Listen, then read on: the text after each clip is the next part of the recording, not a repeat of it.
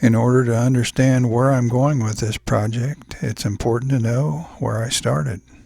This is a black pearl, and they have very dark foliage and little round peppers that start out really dark purple, almost black, and then change to olive green, and then finally to red. I saved seeds from this pepper, and the next year I planted them.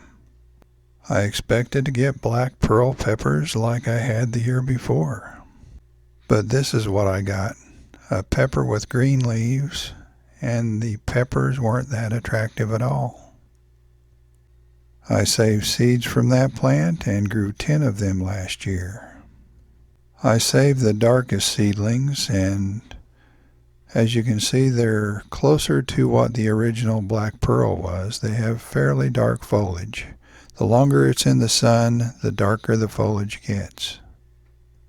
Here's a look at 3 of the plants after they had peppers on them.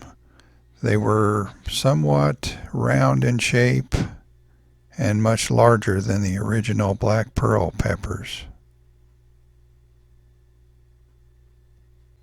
Here are 3 more in a different container. Most of these are also round in shape, except for one, and it has longer, thinner shaped peppers. I thought that was interesting. In the next group of 3, there was a dwarf type. I almost saved seeds from that, but that's not the direction I wanted to go, so that one was culled. And here's the final plant. It's very tall and has round-shaped peppers, similar to the black pearl except much larger. After looking over all of the 10 peppers, I decided to keep 2. And they were both the longer shaped type peppers. This one didn't have as dark foliage as the other one. Here's a look at the second one, and the leaves on it are much darker in color, but it wasn't nearly as productive.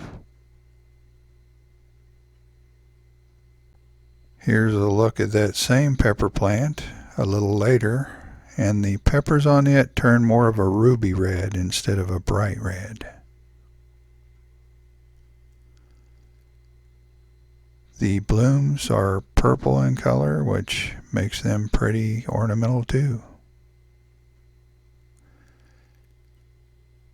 And the peppers are very dark at one stage. As I mentioned, the pepper with the green foliage was much more productive, but less interesting to me. So my final choice was the dark one. I saved seeds from that one, and I'll be growing those this year. So if you haven't subscribed yet, please subscribe and follow along and see how they do.